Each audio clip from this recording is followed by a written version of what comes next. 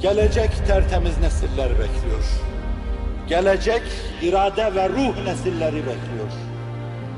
Sizler de o olmaya müracaat etmiş bulunuyorsunuz.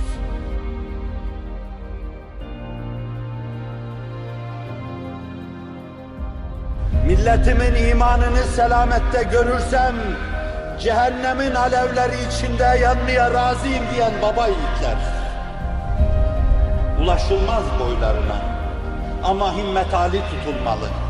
Herkes o noktayı tutmaya çalışmalı. Onların yarışı kazandıkları o noktada ipi göğüslemek için küheylanlar gibi herkes kalbi duracağına kadar koşmaya çalışmalı.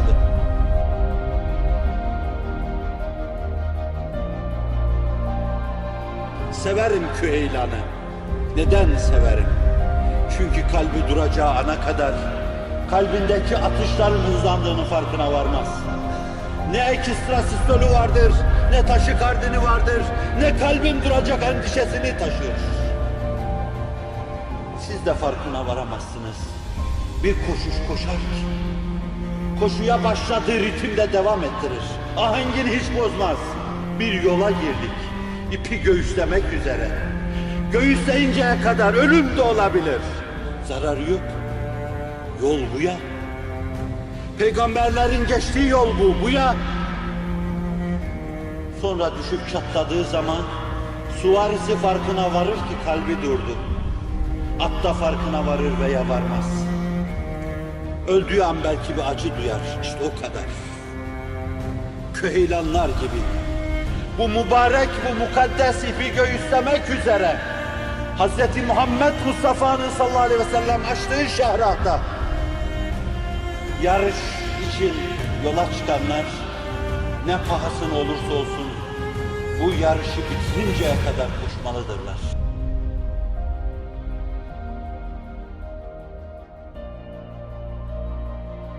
Nahnu nakussu aleyke neba'ahum bil hak. Dirilişleri temin eden o cemaatin haberini size hikaye ediyorum. Kur'an diyor Kehf suresinde. İnnehum fityetun. Evet, bunlar o delikanlılar topluluğuydu. Sanki Rabbim size sesleniyor. Hz. Musa'nın etrafında o 40-50 tane gence seslenen Rabbim sanki size sesleniyor. Sanki Akabe biatlarında Resulü Kibriya'nın etrafını saran Ebul Heysem-i Teyyani, Es'ad İbni Zürareler gibi 15'ini 20'sini henüz doldurmuş gençlere seslendiği gibi sanki size sesleniyor. Sanki Hz. Mesih'in etrafında o 11, 11,5, 12 insana seslendiği gibi Rabbim sanki size sesleniyor. Fakat henüz siz gaybdesiniz, o da gayba hitap ediyor. Huzura ereceksiniz. Bir gün size diyecek innekum fityetun. Siz gerçekten boşluğu dolduran o yiğitler oldunuz. Fakat henüz innehum fityetun. Nedir bu delikanlılar, ne yapmışlar? Amenu bi rabbihim ve zidnahum huda. İman ettiler. Ciddi metafizik gerilime geçtiler. Artırdık hidayetlerini. Doyma bilmiyorlar. Yıldızlara kadar yolu var. Yeryüzünde bütün gönüller imana açılsa işimiz bitmedi deyip merdiven koyup cehennemin kayyalarına inecek. Oradakilerine de anlatacaklar.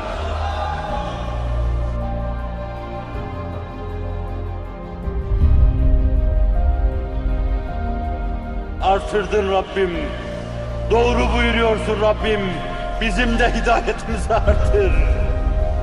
Bizi de o metafizik gerilime ulaştır. Başlattığın bu bezmi ikmal ve itmam eyle. Bu nesle hep ümit dolu nazarlarla baktım. Ve inanıyorum hayatın hangi safhasında ve ne durumda olursa olsun kendilerine düşen vazifeyi inşallah arızasız ve kusursuz yapacaklar. Milletin, ülkenin, toprağın, dinin, imanın, namusun ve haysiyetin beklediği şeyleri arızasız yerine getirecekler.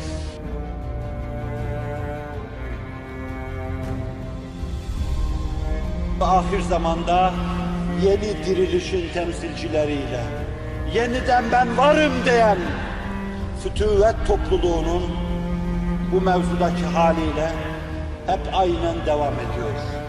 Hz. İbrahim ne diyor? Şiddetin, dehşetin, katmerli şiddet ve dehşet haline gelip önünü kestiği zaman Hasbunallahu ve ni'mel vekil.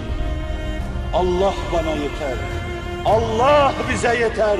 O ne güzel vekildir. Benim vekilim Allah olursa davalarında, husumet meselelerimde kendi mahkemeye gider miyim?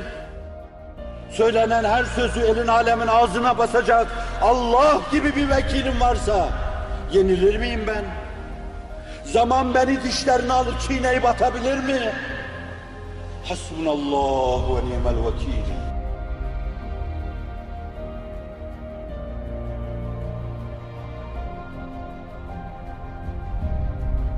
Ve insanlığın iftihar tablosu. Fe in tevellev fekul hasbiyallah.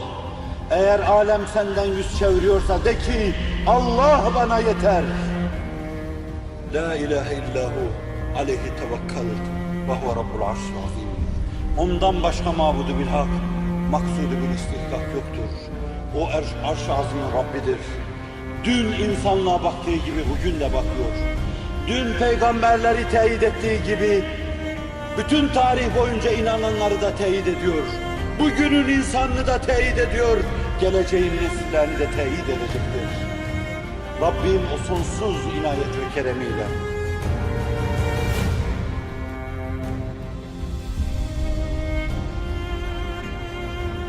bekliyorum ya Rabbi.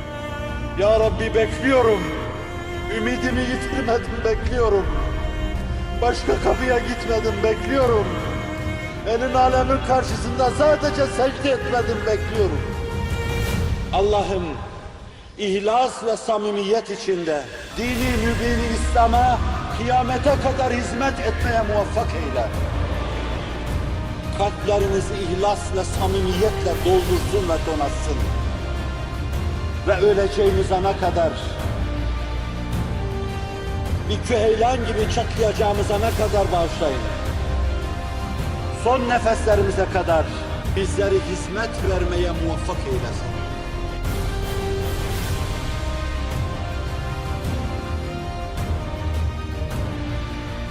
Nasıl insanlığı kurtaracağım?